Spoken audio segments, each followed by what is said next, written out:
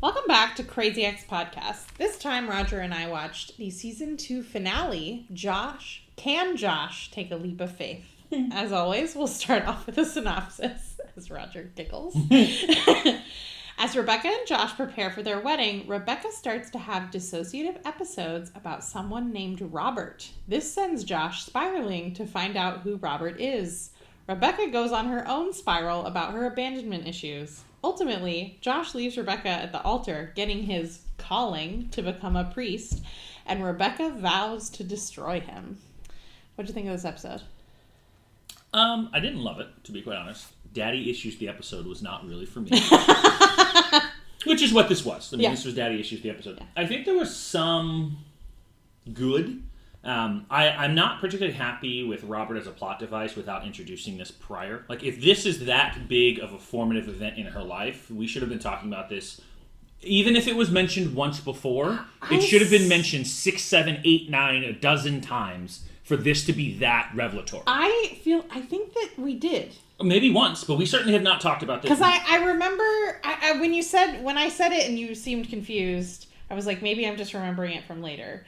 But I think that I remember talking about it because I think Naomi brings up that she had something with a professor, a married professor, and having to go on medication and go to like a inpatient facility.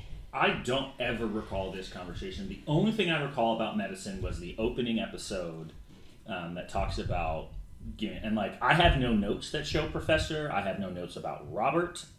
So I don't know. This is the first time we've heard the name Robert, for sure. I don't ever recall anything about her burning a house down. In fact, I never even heard anything about Harvard Law before. I knew that she went to Harvard and then went to Yale Law School, but all of those things were very new information for me, and my notes don't show any of it. I can't imagine I would have put anything down about it. I don't know why. Because I'm not just remembering the information, I remember talking to you about it. I don't know. I don't recall that at the very least. And to me, for that to be that big, that should have been introduced. Like, that's not a thing you throw in at the last moment. And I get that it was like, not a twist, but like a... So the other thing I guess I'm irritated about is that, like, it felt like Robert ended up being the person that I thought Trent was going to be, which was like the destructive force that causes this wedding to fall apart. Yeah. Trent really does nothing ultimately. Like, he's like barely in the episode. But what he does actually has no impact. Yeah, it's true. It really, if Trent didn't show up at all, nothing would have changed. That might not be true. What would have changed? If he hadn't shown up, Josh might not have thought more about it. But Josh was already having those doubts, regardless of Trent, and he doesn't read the information that Trent gives him. So I'm not entirely sure. Like, it seems like the conversation with Sarah actually gave him more pause than anything that Trent gave him. Yeah, I mean, the conversation with Father Bra and then the follow-up. Yeah, for sure. Yeah, so like those, and actually I think it was Sarah that was probably the like thing that clicked in his head, and he's like, I'm doing it again. Yeah. And so that felt like, to me, way more of the impetus for Josh to decide that, like, hey, I've got a problem. I do think, I agree, well, clearly I feel like they've talked about this before, but I do agree that building up to this would have maybe added some, although I think that it is important. Rebecca has buried this. She probably never thinks about it. Probably not. Like, I think that's why she was having dissociative episodes, because that's, like, the only way that she would ever deal with the issue. Which, I'm okay with that, but then, I guess...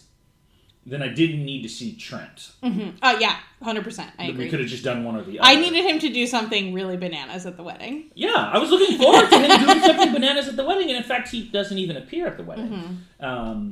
So I was disappointed with that. Silas and Rebecca's relationship was not... There was no revelatory moment that felt meaningful or powerful. I think they were going for that at the very end with the, like, she stands up to Daddy, and I was like, that just felt kind of lame.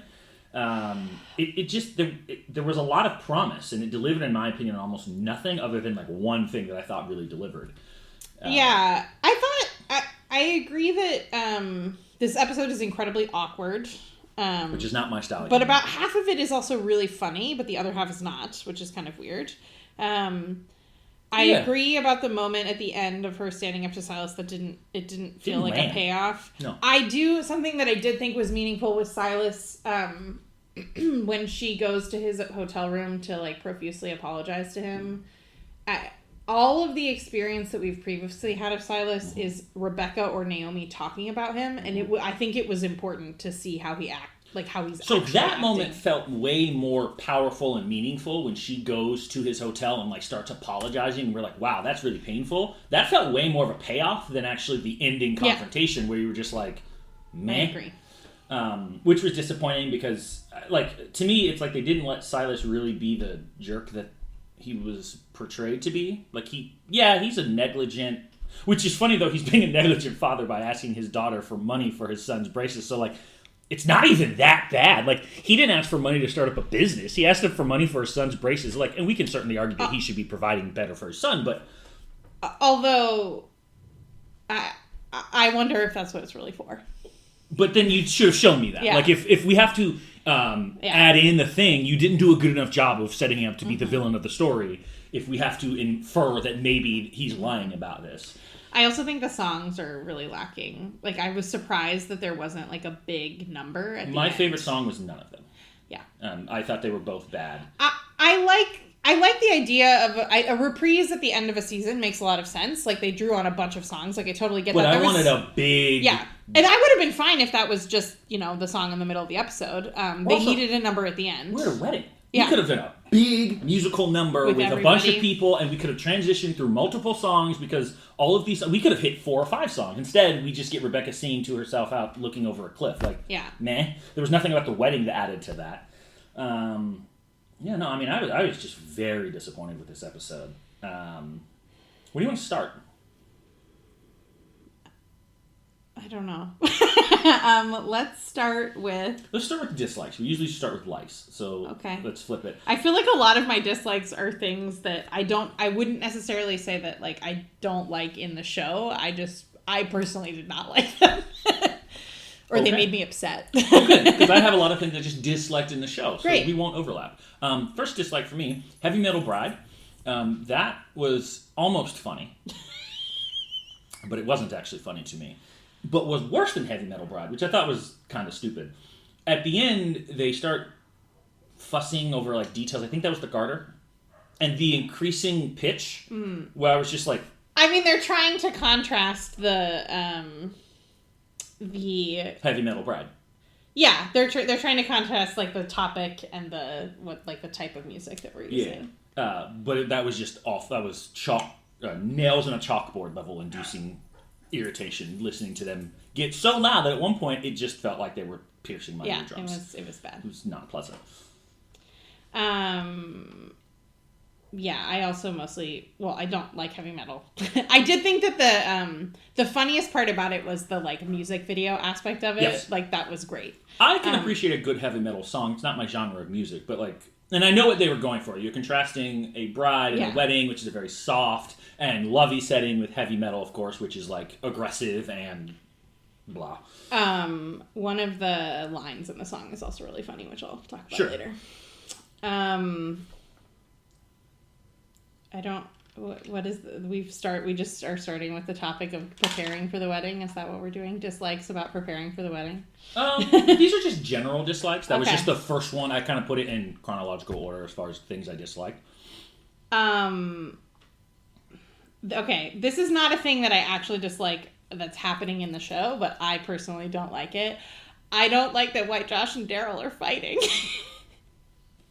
Wait, I'm confused. It is happening in the show. I like that it's happening in the show. I think it's an interesting idea to bring up. I personally don't want White Josh and Daryl to be fighting. I would actually put that in my likes. Okay. And the reason... I'm fair. I didn't write it down, but I think it's a very common and relatable thing that a couple that goes to a wedding often ends up having some sort of revelatory moment about like, often it's, men have said this many times, you take your girlfriend to a wedding, man, she's going to start getting wedding thoughts in her brain, so you better be ready for that conversation.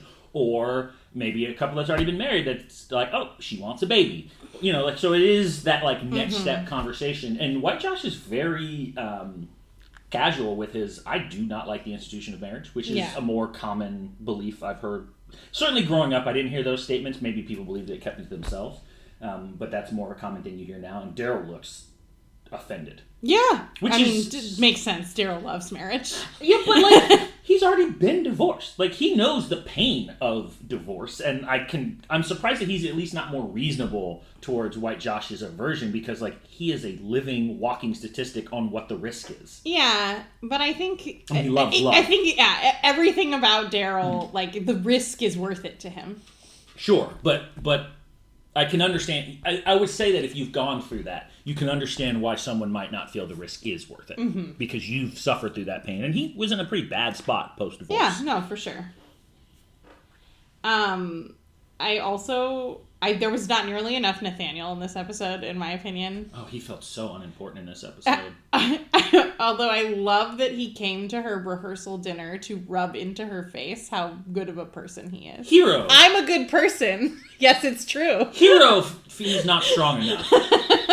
That actually, so I think it was this series that we talked about, like, altruism. And, like, Nathaniel is the definition in this episode of what kind of, you've always talked about, like, it's not altruistic if you do a thing specifically so that you can feel good about it, as opposed to, I did a good thing and I happen to feel good about it, is very different. Well, and I think that he did it for two reasons. One, so he could be the hero, and two, so that Rebecca would like him more. I actually disagree with both of those. I think he did it simply because he felt it was the right thing to do, and then he is capitalizing on that he did the right thing to do by gloating about it because he wants Rebecca to like him.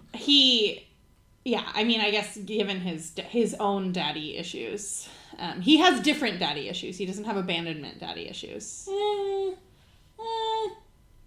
I would say, while not physically abandoned, I would argue that Plimpton Sr. has certainly been emotionally distant. He feels like if he does something wrong, his daddy will not love him. That's abandonment. Yeah. Like, whether it's a different type. Thing. But certainly, you can't take a nap because that's not manly, is not exactly what I'd call a comforting, supporting, loving father. Well, this is the big part of the episode, but, like, and it does track for who Rebecca is. I don't even think it's wrong, but, like, her spending so much of her time blaming herself for her father's issues, and there's no way this is the first time this conversation has come up. I don't recall Naomi saying this. Maybe she has. It's possible that she has blamed Rebecca for her father leaving. But it was kind of disappointing that we never got this conversation when someone was like, that is not correct at all. We get it at the very end with Paula, but it's more of a general broad about, like, it's not your fault that all these men leaves, which was wrong in its own regard because that's not true. So, like, we could have had a good target, especially from Paula, who feels like she's the voice of reason in this episode. We could have had a targeted discussion. It was like, Rebecca, it is not your fault that your father left. It was his job to be there for you. It's not your job to be not needy, to be a normal kid. Like, but we don't get that, actually. We get this bizarre, I don't know, like, the confession at the hotel was very cringeworthy, and, like, just, it was bad. Like, it was really bad. I think that we would have gotten it if Rebecca had stayed at that session with Dr. Akopian for more than 8 minutes. Yes, I think Dr. Akopian was, but Dr. Akopian was also trying to address all the larger issues too. Like, I think we would have gotten in like, it's not your fault that Greg left, it's not your fault that Silas left, it's not your fault that Josh eventually leaves, but, like, a discussion specifically about Rebecca and Silas was missed here. Yeah, well, and I think something that Rebecca... Or even Josh having this discussion with her, I think, would have been great. Yeah. I think something that we're not quite getting to yet, which makes sense, especially because Rebecca still thinks that it's her fault. I hear what you're saying, that, like, it's not untrue that, like, these men break up with Rebecca because of Rebecca. Like, I get that. But it's also, it's not Rebecca's fault that, like, Greg moved. Like, it's Rebecca's fault that, it's partially Rebecca's fault that Greg and Rebecca are not together. But, like, Greg's life choices, like, Greg moved for his own reasons. He didn't just leave because of Rebecca. Yeah, but he already left her before he moved cities. Like, he left her. But I think that, like, the extra piece of him moving away is, like, Rebecca would feel that as, like, literal abandonment. Yeah, though she feels abandoned by Josh because he left her and he didn't leave cities. He's leaving her life, essentially. Well, and this Robert fella, like, that seemed wildly inappropriate for a variety of reasons that are mostly on Robert as a professor. Sleeping with a student. It's okay. She dropped out of his class. And he's married. Yeah. Yeah, we'll get to Robert. But Yeah, I think, like, honestly, this was a perfect opportunity for Naomi to have a soul and heart and have a discussion with Rebecca about, like, your father has his own fucked up, has nothing to do with you. But, like, we missed opportunity. Like, when we get to the next episode, Silas could have been the catalyst for, like, a number of people to have a heart-to-heart, and we just throw it away. All for kind of a cringeworthy moment at the end. We don't even get to see him talk to Naomi. Nope. Nothing. Like, we get nothing. Like, how do we not get a Silas-Naomi conversation? Like, I just don't understand what we're doing in this episode. Yeah. You want to do your next one? Yeah, sorry. Sorry if you can hear the annoying dogs barking. You know, luckily, normally when I listen, you can very rarely... You can hear but us... you can hear Jen screaming. Yes, that was funny. I actually feel like most of my other things are...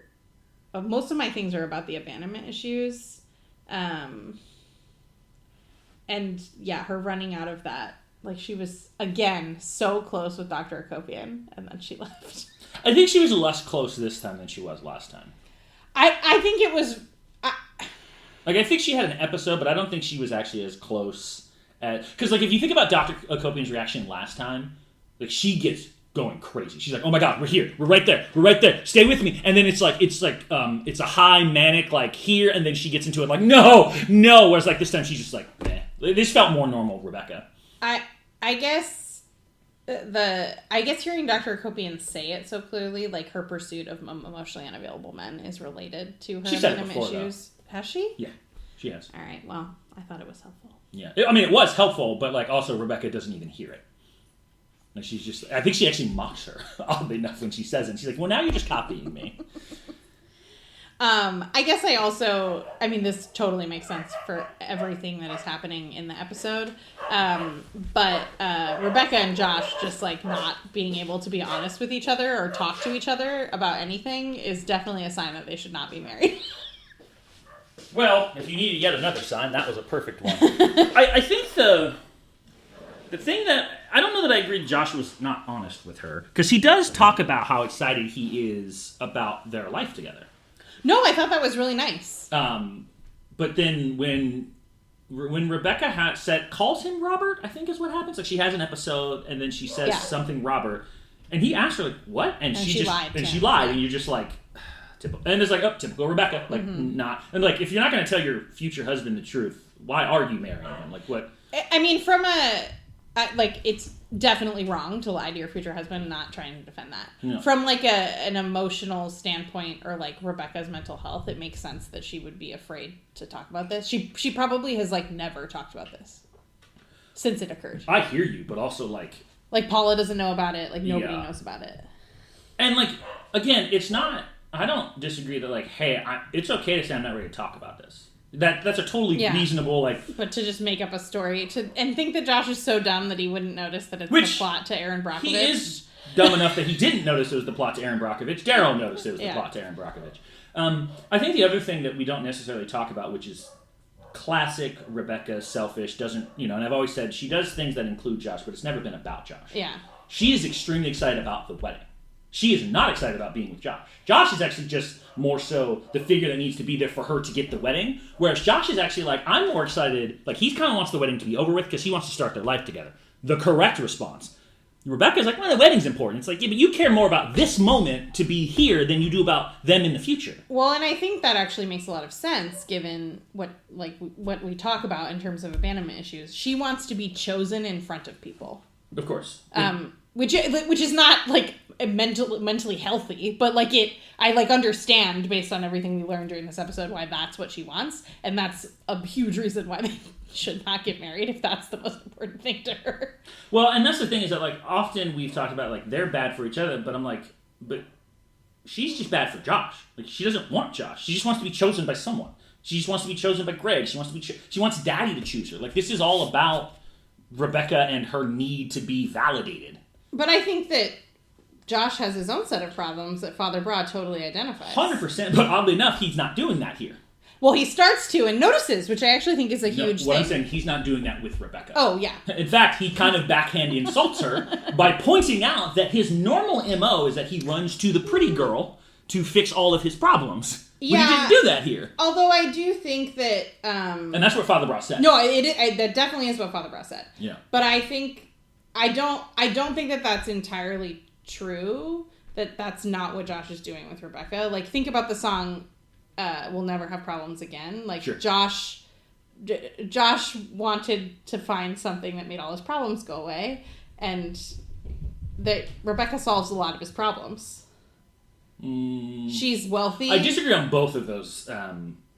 So we have always viewed the Josh and Rebecca situation different in that, like, I think you viewed it as Josh needed a place to stay and kind of like manipulated Rebecca to start sleeping together so he could stay there, which I don't agree happened at all. I don't think he's looking for Rebecca's money. I don't think he is looking to have something in his life, which is a thing he explicitly says. But I don't think it's like Josh is not making a conscious decision to say, Rebecca is the solution to my problems. I 100% agree with that. He is not doing that. I don't think that Rebecca is doing that either. That is literally what Rebecca is always doing. I don't think that she has... I just don't think that she has the self-awareness to be doing that. About the self-awareness that I will be happy if I am married with Josh? The whole premise of the show is that she moved across the country to marry Josh because he would be the solution to all her problems. At the end of the previous season, she says, and you will solve all of my problems. Direct quote. Yes, I understand what you're saying, but I don't think that she's sitting there being like, oh, I want to marry Josh because it will solve all of my abandonment issues and make me feel better as a human being, and I don't care what Josh wants at all. So I don't think there's the level of malice that the end statement implies. I don't think she thinks about Josh at all. Which is different. Like, it's not, I don't give a damn about Josh. It's, this will solve my problem. We know Rebecca is very self-centered, and we know that often when she thinks about things, she's thinking about from her perspective. Josh choosing her in front of everyone will make her happy. That's why she moved up the wedding, right? Because I messed up everything, so as long as we get married quickly, problem solved. Yeah. It's not about, like, it wasn't going to make Josh happy to move it up to 2 weeks. It wasn't going to make anything else, but it was going to make her happy. Because if she doesn't have that, will she be happy if she doesn't have the wedding of her dreams? Also, that venue was fucking nice. I didn't realize it was, like, on the beach. I mean, I had a feeling it was pretty nice. I mean, I saw pictures of the building, and I was like, nice building. But I, like, didn't realize that there was, like, a thing overlooking cliffs. I assumed if you have to pay someone $10,000 to take a venue, you've only done that for something extremely gorgeous. That's true. Yeah, and I think that was kind of like and I think at some level, Josh may have realized that like this wasn't, I mean, none of this wedding was about Josh. It wasn't about what Josh wanted. It wasn't to make, I mean, the fact of the matter is, it is unbelievably disrespectful to have Valencia plan this wedding. Oh, 100%. She's qualified to do it. Cringeworthy, as Mrs. Chan says. Yeah, that's a different reason. That's just a personal dislike of Valencia. Like, it's not okay to have, unless they're on good terms and Josh is okay with it, to not even consult him on that is fucked up. Oh, for sure, sure. But again, that's classic Rebecca. That's not anything that I think either of you are surprised about. So yeah, I don't know that I agree. I agree with half of what you said when it comes to, like, why they shouldn't be married, because Rebecca is bad for Josh. But I also don't... Josh isn't happy either. Agreed, because Rebecca doesn't make him happy at all. Well, but also he doesn't... Like, I just don't... I think that he, like, seeks... It's funny because he says, like, I'm excited to start our life together, because I think Josh is excited to have a life like with a person. Yeah. But I think Josh spends so much time thinking about, like, this makes me happy right now. Sure. I don't think Josh is a long-term planner. Yeah. I also... Josh is... definitely struggling with, like, a purpose. Mm-hmm. And I think part of that was that, like... But I don't... That's actually almost, like, unrelated to Rebecca. He has just been looking for what to do. Grandma's here. So, thus, of course, craziness is happening. Yeah, Josh has been looking for a purpose. And whether he was with Rebecca or not, he was always going to struggle with that. Like, I think that's an independent thing. Rebecca, on the other hand, has been jumping from man to man. Literally from Robert to Josh to... whatever guy she was with in New York that Audra married, to Greg, to Nathaniel. I don't think they were dating. I think they just fucked once in college. Maybe. But yeah, she's always been finished searching for quick, rotten lay.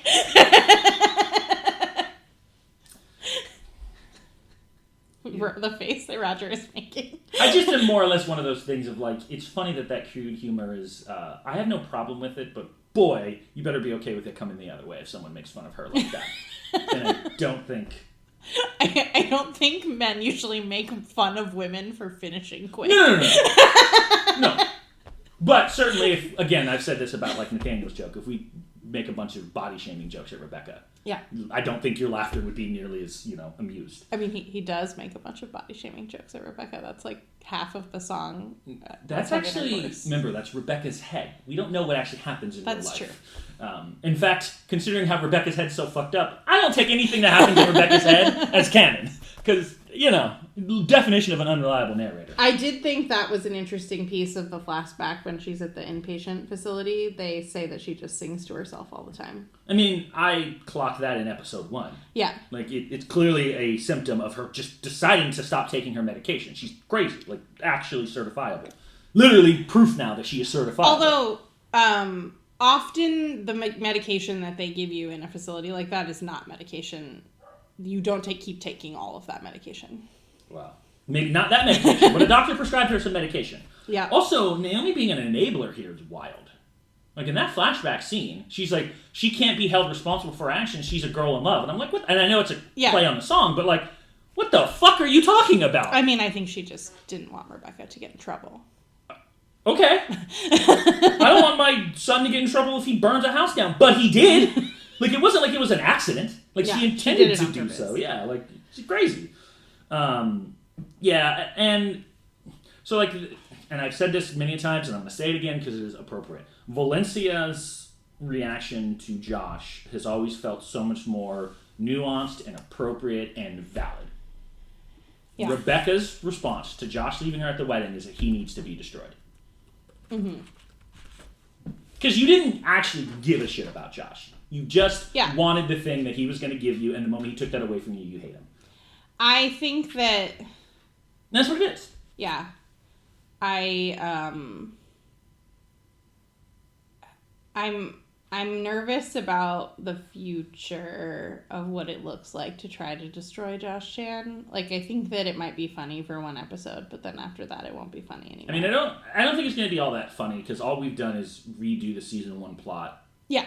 I think, like, I think it could be really interesting to try to watch Paula try to convince Rebecca not to do it. But that's not what we're here. Like, Paula is on board. That's what she says.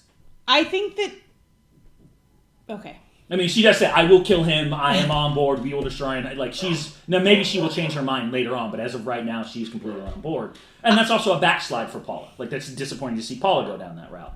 As opposed to, like, I think if it had been Paula deciding to destroy him and then Rebecca talks her out of it, like, yeah, it sucks, but it's the right move ultimately. I think we can get better growth and development from that. But that's probably not what we're getting.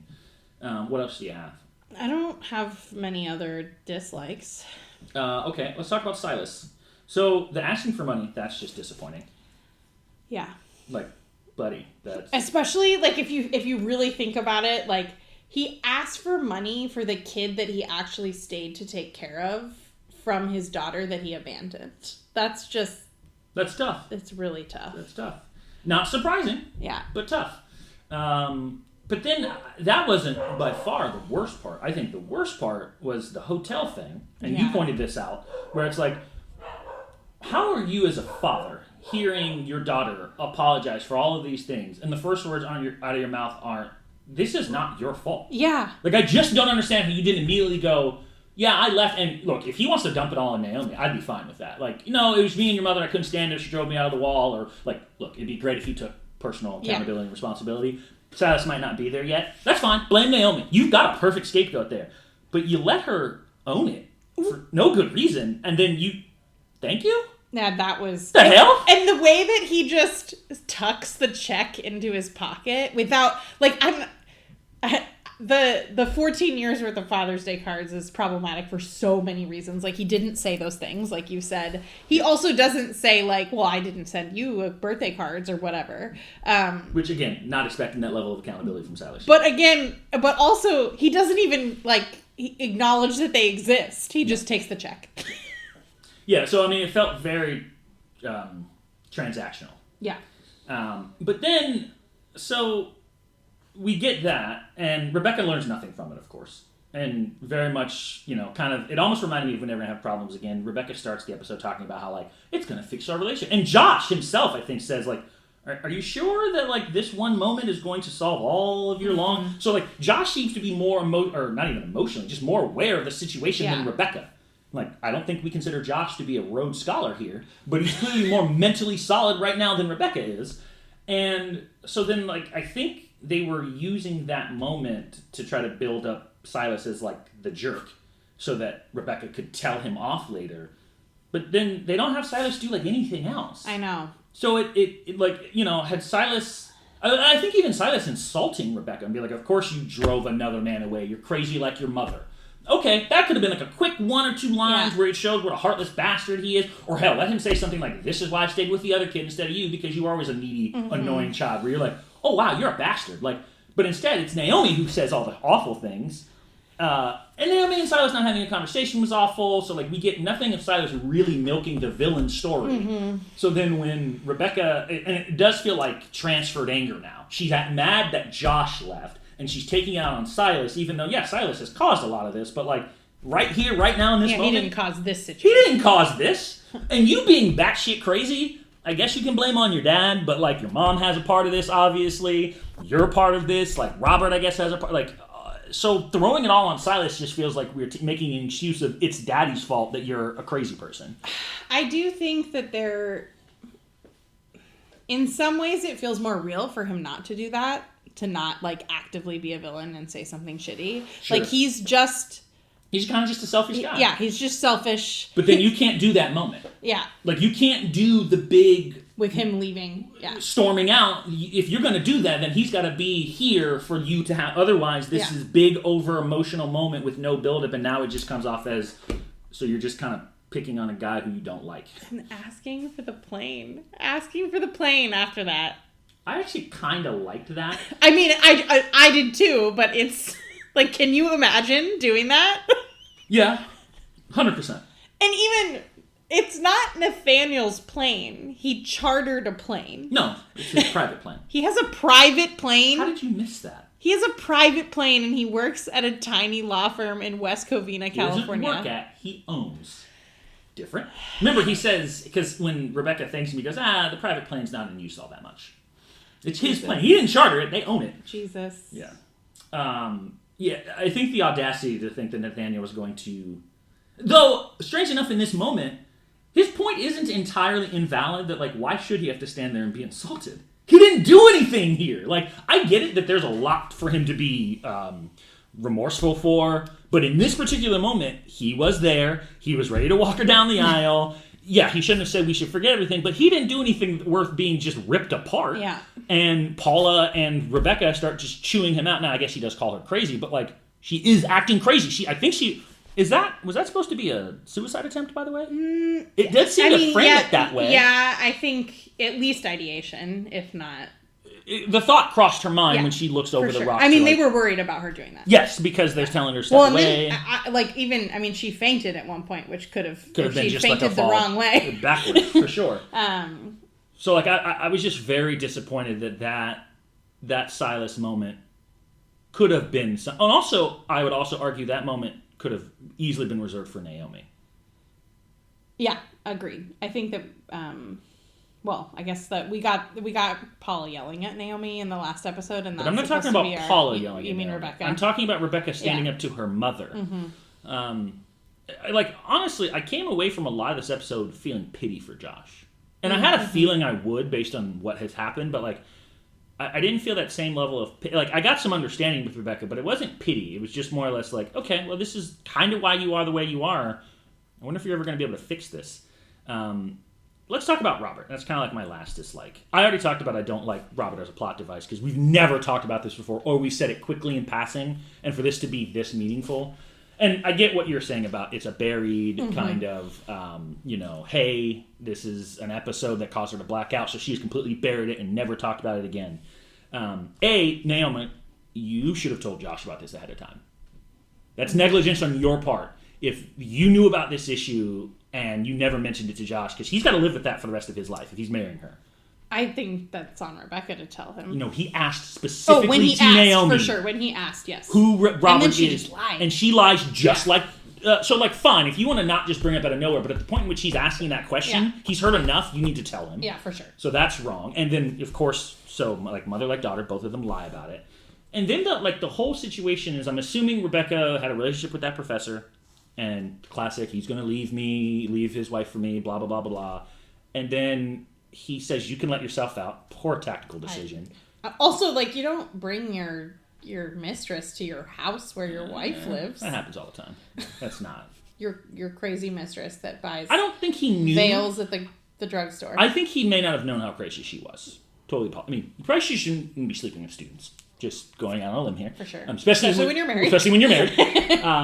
But then her reaction is to burn the house down. Yeah. The fuck? Yeah, I don't know. Clearly there's some therapy to be mined in there. Yeah, but that's I've said this kind of at the beginning of the season that okay, so you're clearly a risk to other people. Mm-hmm. If you're willing to burn someone's house down because they leave you, hey, her and Greg, boy, that's a very dangerous situation for the both of them. Mm-hmm. You got a certified alcoholic and a certified crazy person dating. That's dangerous. And also, you're willing to potentially kill someone. That's just not good. And then you've got a mom who's an enabler. Yeah. So that's not good. Well, it is actually, when we were talking before about how Rebecca seems more concerned about the wedding. Yeah. Naomi is also, that's 100%. She's yes, we get the ring on and then it doesn't matter. We'll never have problems again. Yeah. But the one thing I will give Naomi credit for, she genuinely likes Josh. Mm-hmm. She genuinely, she gave him the idea. He executed the idea. She does become a little bit of a better person because of Josh. Mm-hmm. She stops saying Oriental and acknowledges that it's a bad thing. I'm not saying it's good that she had to be taught that, but she, does become a little bit better towards Josh. And then, so that's the medicine, or at the very least, the beginning of her diagnosis. And she just casually stops taking the medicine to start the season. That's not okay. Yeah. And that was... And now there's a more... and she's burned another house down since then. It was 7 years ago? I think they said 7 years ago. Yeah, that makes sense. Okay. So she's older than I thought, because if she was in law school, she's already graduated college. She graduated college at 22. Yeah, and law school's 3 years. So 24, 25, that's 7 years So now. I actually don't think she'd already graduated from undergrad. I think that, because she was at Harvard, and he was her professor at Harvard, and I think... and she had applied for law school. But so she was in her last year. Okay, so she's 22. Yeah. So at the very least, she could be 21, 22. If her birthday's she's 28, 29. She's close to 30. I thought she was 25. I think we thought she was 26, 27 in the first season, so it makes sense that she's 27 now. But she's not even that, though. She's 30, essentially. She's 29, because at 21, she would be 28 now, and she's probably 22. So it's she's probably 29, 30 years old. Which is not the end of the world, but she's older than I think I realized. So that was, I guess, for that big of a revelatory thing, I was disappointed in that. Also, Rebecca, we've talked about Trent might be dangerous. We know Rebecca is dangerous. Yeah. And Trent is the male version of Rebecca, where Trent does seem unhinged. I do have some likes, but they feel minor in comparison to my dislikes, to be fair. They're funny things that I appreciate. Other than two. There are two big likes that I appreciate that happen in this that are significant. Me too. How many likes do you have? We've already talked about some of them. I don't know. I have 5. Okay, go. Well, this is a small one, but Hector and his mom have a podcast called Dating for All Ages. Hector and... Which I both don't like and think is very funny. I think it's funny, but Hector and his mom give me creepy vibes. Yep. It also seemed like Heather was kind of interested in him. Mm-hmm. I think that's true. He's cute. Heather and Hector would be funny. Mm-hmm. I would watch that. Also, just more Heather would be great. White Josh telling Madison to run football routes. As a football coach and a person who's loved... That was so adorable. The thing that I loved the most about it was he was saying that because he thought that she'd be nervous and she'd just be like, I'm just going to walk down the aisle and throw the things. It's fine. Chill. Also, so in the same way that, how do you look at Josh and think, that man's ready to be a father? I kind of look at White Josh and go, I could see it. Yeah. Like, I'm not saying he's ready maybe right now. Or if he wants that. You know what I'm saying? If he's actually like, and I could see a situation where him and Daryl... He clearly doesn't want to have a baby. Well, that is not a thing you should spring upon a man just out of nowhere. Yeah. You should have a discussion about that first. Even if it's coming from a man. Like, that's just, well, I want to have a baby is, no, like, Trent doesn't get nearly as much screen time as I thought he would get. However, Josh opening the door and Trent standing there with that terrifying grin, holding an envelope that was labeled, and I quote, Rebecca Bunch passed, top secret stamp. And he had to search around for the right size stamp. I loved everything about that. It was totally unhinged. Yeah. And just funny. Yeah. I really wish we'd gotten to see what was in there. And I wonder if someone will find that. I mean, I think it's just the information about that we did learn from the flashback. I think you're right. Yeah. But the whole, I guess the whole group had gotten to learn that information. What else do you have for likes? I don't. We talked before about. I'm not sure about this revenge plot. As usual, her wanting to destroy Josh. Yeah. But I really liked that they, earlier in the episode during Rebecca's reprise, one of the songs that they use is Villain in My Own Story, but they change it to Hero in My Own Story, which I think is kind of nice. And then at the end when she says she's going to destroy Josh, they play Villain in My Own Story again in a minor key over it. Yeah, I mean, Rebecca is the villain. We already talked about this, but I think Josh genuinely being happy about the life they start together. Now, granted, obviously he was having his own doubts, and I think those doubts got massively blown up by the Robert thing, and rightfully so. That's weird. But I did like that Josh was genuinely happy, and I think at some level he was happy about marrying Rebecca, and then realized this is probably not right. The way that he looks at her when they're having that conversation is he just looks so happy. Mm-hmm. It's the last time he looks at her like that happy too, because after that he's like, I'm not happy with this anymore. Yeah. I only have one more like. I have two, I guess. Go ahead. Dr. Akopian just completely going off on Silas being a terrible parent. And just in 8 minutes, I mean, she's been meeting with Rebecca, but in 8 minutes, just very succinctly describing Rebecca's abandonment issues and how they're impacting her dating life was choice.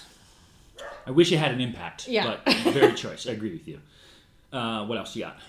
The Father Bra doing the same for Josh. Yeah, that was my last like. And he perfectly diagnoses what he does, which is Anna in a nutshell. Mm-hmm. You have a problem, and instead of dealing with that problem, you run to a pretty girl. Except, in this case, he wasn't doing that. He was actually finding something with the church, and he was actually doing the right things and making himself happy, which I think he is saying that he's not doing that with Rebecca. I don't think he was actually really commenting on her looks, but more so the fact that he didn't just run to Rebecca to try to solve his problems and dive himself in. But also, I think a piece that I really enjoyed is that, unlike Rebecca with Nathaniel, where she does the mistake, which, odd enough, never gets addressed here. I know Nathaniel brings it up real quick, but she never ends up telling Josh. She couldn't stop herself from making that mistake with Nathaniel in the elevator. Mm-hmm. In fact, she actually has a chance to get out of it and decides to do it because she's Rebecca and she doesn't give a shit. Josh but the wins, Roger. Sure. The Santa Ana wins? Yeah. The Santa Ana wins. Love that guy. Really wish he'd have been at the that would be amazing. Would have been great. But Josh realizes that he's doing the same thing with Sarah, and unlike Rebecca with Nathaniel, he stops himself. Yeah. Josh is a good person at his core. Which I think look, don't get me wrong, Josh is dumb. I don't disagree with you, but I don't think either of us could argue that Josh is a bad person at his core. He's just dumb. Yeah, no, I agree with that. But he's got decent EQ as well. He's not completely oblivious. He's just, I would not call him a Rhodes Scholar. Yeah. I mean, the fact that he phrases it as the fact that Father Bra married Jesus is hilarious. Not entirely wrong, to be fair. Priests and nuns say that they're married to God, who is not a person, not Jesus, who is a person. And a man. The underlying sentiment is essentially the same. Yeah. I hear what you're saying, but And you know what? Yeah. I would be totally cool with that if Josh didn't then go do it. He's going to do it. Yeah. Oh.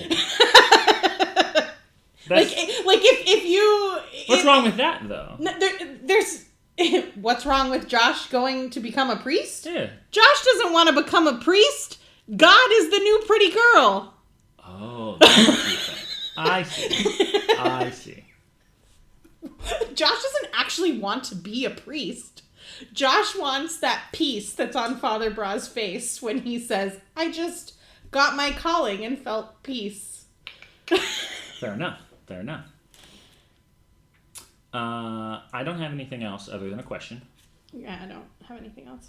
Okay, so we know where most of our characters are going from here. Where does Josh go? To become a priest. Which I think is interesting in its own. You know what's funny, though? Like, I don't know that Josh becoming a priest is a bad thing. Like, he's always enjoyed helping children. He is a genuinely good person. He doesn't want to be a priest. I'm not asking whether he wants to be. I'm asking, like, is it a good career move for him? And logically, he likes doing a lot of the things priests do. Not all of the things, and maybe he's not qualified, but it's a lot better than him running into the next pretty girl's arms. He really likes to do something that priests can't do at all. True. That's going to be a problem. I think that getting more involved in coaching or the church in other ways is an excellent idea. I think that's great. He's going too far, but like at least he's going down and this is I'm not looking, you've always accused him of needing external validation. This is certainly not that. He's looking for peace, like inner actual, like you said, he's looking for what Father Bra has. That's true. And that is a revelation that I would love Rebecca to get to, and she's not even close to getting to that. So yeah, I think that's really good for him. We're also setting out for a new running joke that I'm really excited about. Nice. I have 4 lines. I have a lot. I cut. How many do you have? 1, 2, 3, 4, 5, 6, 7. Do you not just number your... Like, No, I just use a numbered bullet list. points. Oh. Well, because I use bullet points for everything else. I know, but for lines, then I would have still... to change it, the bullet... I'd have to change it from the bullets to the... I don't know. I'm typing fast. I even missed one of the lines. You just... Anyway. I use numbers all the way, and then I use bullets after that. Try to know how many dislikes and likes I have. It was ridiculous, and I fucking hate that she lied to Josh, and... I know he's dumb, but whatever. But the line where she's talking about the plot of Erin Brockovich, and then she says, "Real Spitfire, short skirts, real pretty woman." Was like, wow, way to mash up all of those Julia Roberts movies there. I would like you to remember this for the following episode when we do the recap, and we inevitably have our final argument about who manipulated whom in the early part of this season. Because remember, Josh got fooled by a Julia Roberts synopsis of her movies that she's famous for, and that's the guy that you think had a plan to manipulate Rebecca. I don't think that he thought about it that actively, but okay. Okay, so he subconsciously manipulated her? Mm-hmm. He's so smart that he could manipulate her without thinking about it? He used his hot bod to manipulate her. You don't think Josh does that all the time? I don't think he does. I think you're like, if Josh was a video game avatar and Chelsea were controlling him, he would be capable of these things because his awareness would be Chelsea level awareness. But his awareness rating is not Chelsea's level of awareness. Fine. Not even close. In fact, to quote Mrs. Chan, cringeworthy. Yeah, that was my second line. Same. And I also loved later when she just very nonchalantly says, "I guess Josh isn't marrying this girl either." Mrs. Chan. Love Mrs. Chan. I also like Mr. Chan. Yeah, Mr. Chan's great too. 100%. Not wrong. Not wrong. Go. Again, don't like this line because it's good character growth or anything, but it was fucking funny. Sure. When Naomi says, "Where's your beautiful wife and your ugly son? Oh, I forgot you're bitterly divorced again." I don't know. I'm okay with that, though. Isn't that something you should be allowed to say to your ex? The ugly son part aside, sure. Probably not in front of your daughter at their rehearsal dinner, though. Like, you just have to be nice. You can say it to him privately in other places. But nah. you don't get to say his son is ugly. That's mean. What if his son is ugly? He's not. He's kind of cute. We met him? We get to later. Oh, okay. Well, then if he's not... apparently he needs braces, so maybe he has ugly teeth. If he's not ugly, then it really is meaningless because he's obviously attractive. Nathaniel, you're looking lovely-ish towards Rebecca when they meet. I did not think that dress made her look good, especially in contrast to how good Paula looked in her magenta dress. I do not think the blue worked very well. Oh, the blue dress, yeah. With Rebecca. In fact, when Paula is later wearing that navy blue dress, she looks significantly better than I think Rebecca did. It's a different dress, but... Sure. The color is more or less what I'm focusing on. Also, we talked about this while watching it, like, I don't know if Rebecca has blue eyes, but she doesn't have very stark blue eyes. If she does, they're very soft, compared to, like, Naomi's look White Walker blue. Yeah, I think her eyes might be, like, hazel. Yeah, I think they are more hazel and grayish. And then Nathaniel has blue eyes, so, like, I don't think... But that did not work for her. Also didn't think the cut of the dress looked very good for her. Go. Sorry, I don't know what words... Wait. I don't know what people know what words.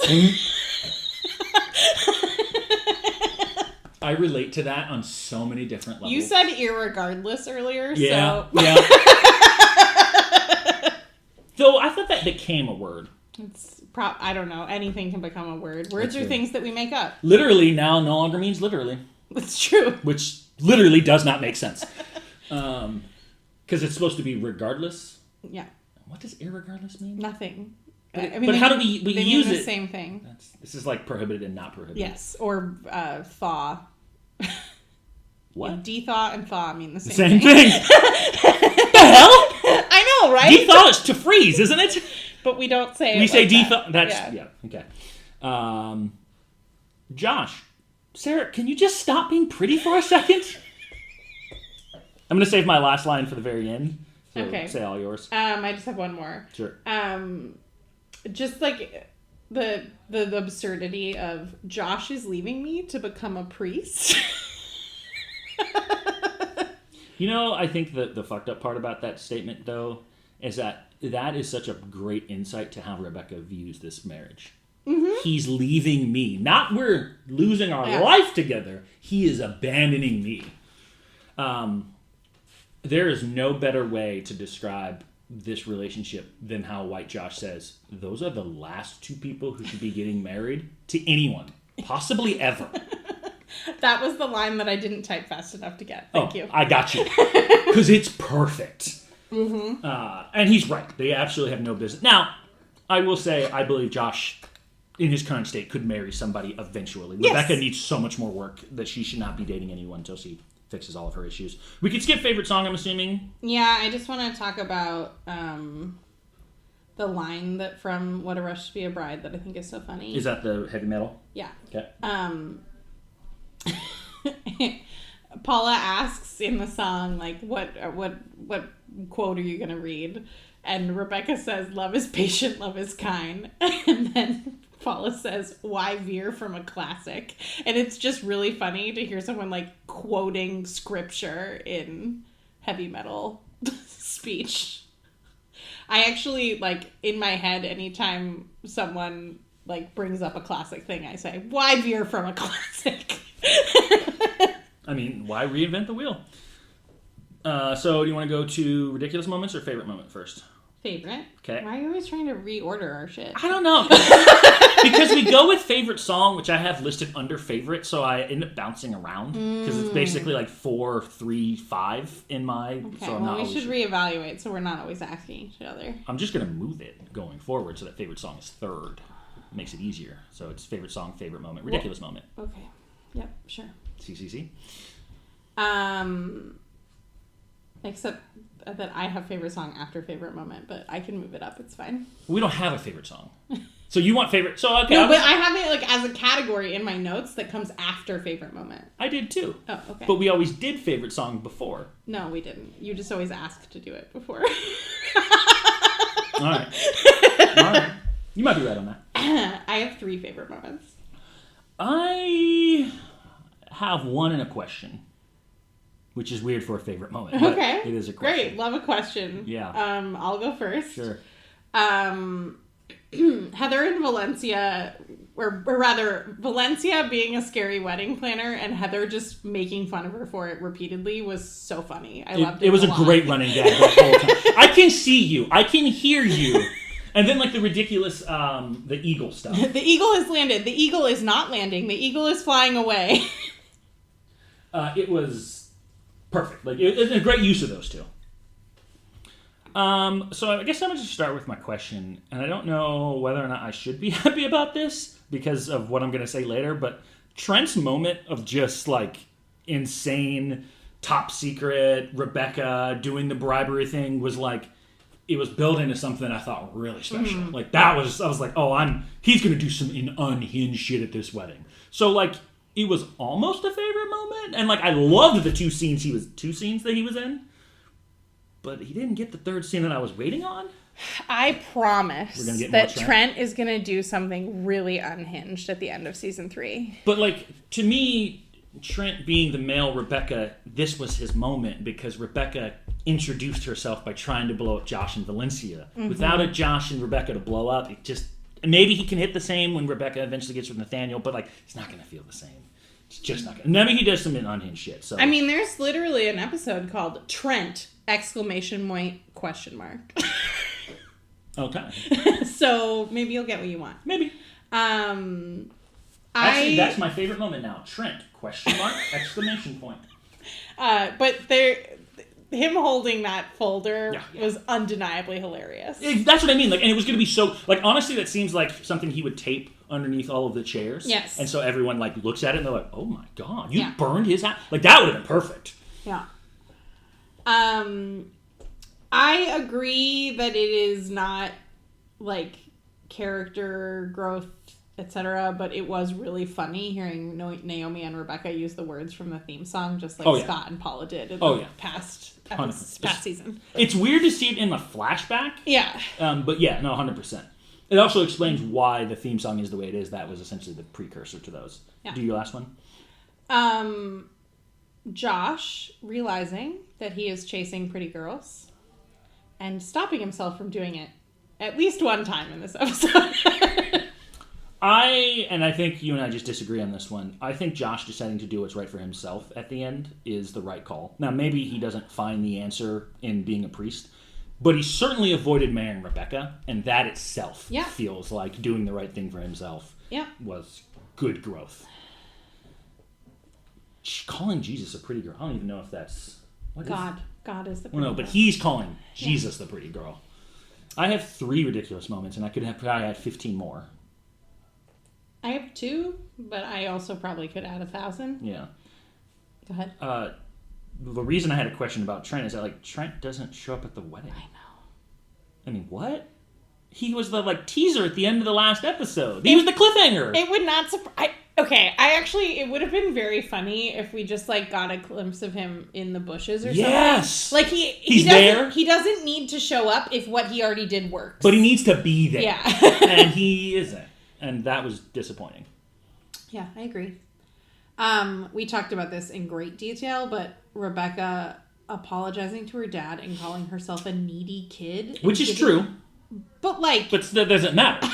It's not Rebecca's place to not be a needy kid. She's a kid. And him just, like, putting the check in his pocket. Thanks. Yeah. It's like giving someone a handshake at the end of a date. Mm-hmm. Just like that. Just like that. Robert has a plot device. I did not... If that's the plot device, then build to it. Don't give me the MacGuffin of, hey, there's this diamond trigger that can destroy the whole city. It will work. And you've never heard about it before. And it's impossible to stop once you start. Once you start, it's impossible to stop unless you have the power of true love. 100%. Any other ridiculous moments for you? Josh running to a pretty new girl, also known as God. Yeah. I figured that would be a ridiculous moment for you. It is one of my favorite moments because I like that he did it. And him throwing the stuff away, I think, was good, too. Yeah. No, I think that was good. Yeah, my most ridiculous moment, though, is Daddy Issues the episode. Good description. Yeah. 3 losers, 2 winners. Same? I guess I have 3 losers, 2 winners, and 1 question mark winner. Okay. Go first. Silas. Obviously. He is a piece of shit. He's just a piece of shit. Though not so much in this episode. Like, he is from what he's done in the past, but in this episode, he's not that bad. Now, he could have been better as a father, but, like, he doesn't do anything overtly awful in this episode. He calls his daughter crazy in front of people, and I recognize that she is being crazy, but like a good parent wouldn't do it that way. Okay. But also, like, people in arguments say things that are mean, especially when you just got attacked. Like, that's not... He also asked his daughter for money from but again, his other child. Not overtly awful, just kind of selfish. He's just a bad human. He's just a bad... He's a selfish person. Yeah. White Josh. Ooh, that's a good one. Yeah. Like, look, he's with someone who clearly wants to be married, or did. Maybe Daryl has switched. And someone who wants a baby, and he looked terrified. Yeah, he's not into that. Yeah, like, if you think about, like, the end of season 1, they looked so happy at that wedding. I know. They don't look that happy at the end of this wedding. I know. Yeah. Who's your second loser? Rebecca. Who's your third? I'm going to say Rebecca till the end. That she didn't... After Daddy Issues the episode, she didn't learn her lesson about the daddy issues. And now her solution is to try to destroy Josh rather than accepting responsibility for anything about their relationship and how she contributed to the problems. A.K.A. Rebecca Bunch. Sure. Yeah. That synopsis right there is exactly why I can't stand her as a person. Because all of those things are true. Like, look, it is not her fault that her dad abandoned her. It is not her fault that she was needy as a child. It's not her fault that her mother was a terrible mother. It is her fault that she burned Robert's house down. Gotta own that. And sure, it's mean that he left her, but you were sleeping with a married man. That also is wrong. You burned his house down, and then you are so...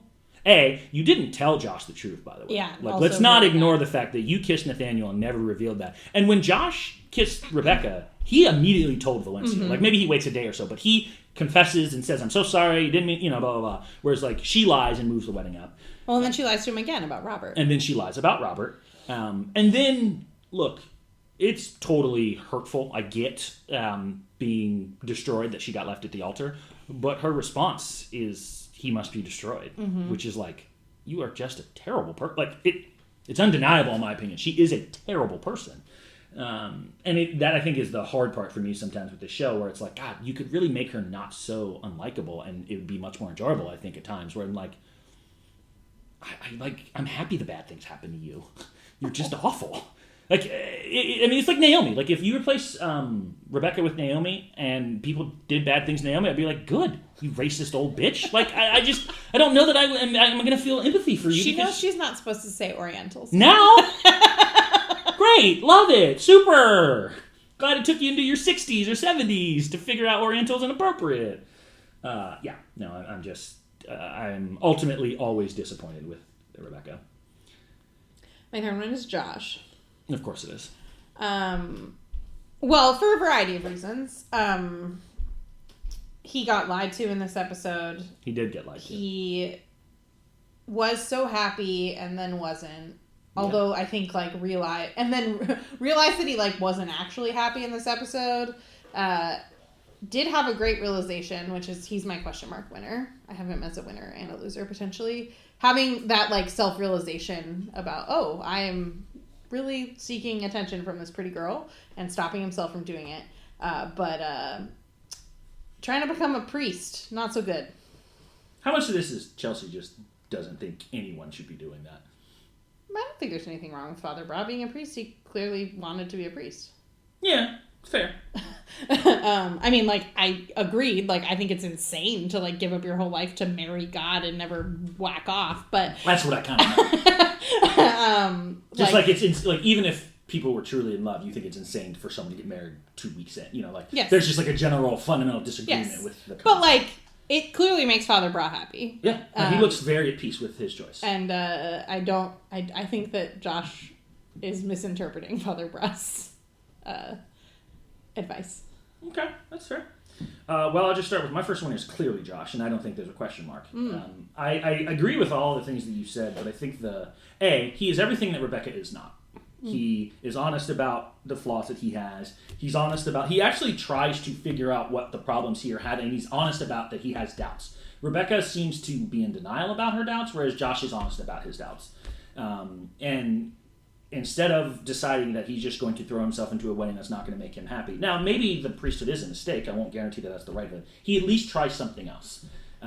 Also, I think it's a big step. That, like, I don't believe for a second if you flip the roles and Rebecca had that envelope that she wouldn't have opened it. Oh, she definitely would have. 100%. Paula would have opened it. Valencia would have opened it. Most of them would have opened it. Josh goes, it doesn't matter because it's not about Rebecca. It's about I'm not happy. And he throws the stuff away and he decides to walk into the priesthood and make a decision that is what's right for himself. Unquestionably, he's a winner in this episode. Also, the number one reason why he wins this episode is it did not marry Rebecca. Yeah, I agree with That's that. That's just a victory. 100%. They should not be married. White Josh said it perfect. Can't say it better. You really can't say it any better than that. Who's your second winner?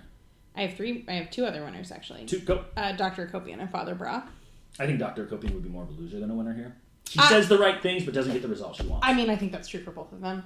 I think Father Bra does get a result he wants. I don't think that's true. You don't think so? No.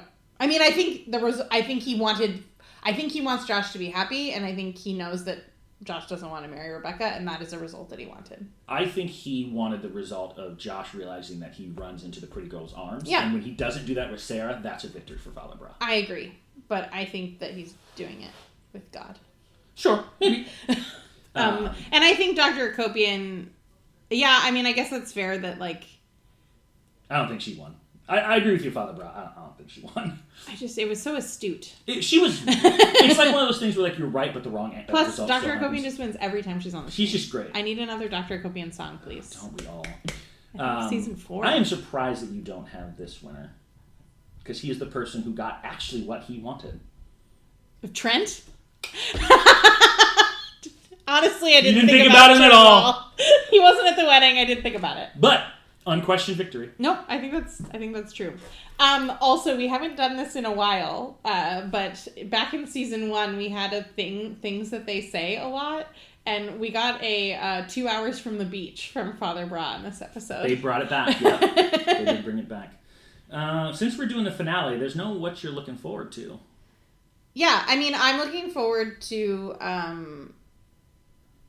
seeing how this Josh situation resolves. Yeah. I can't say that I'm looking forward to revenge plot. I am interested to see how Nathaniel deals with the situation. Agreed. Oh, there is one more winner that you astutely pointed out at the end. Me.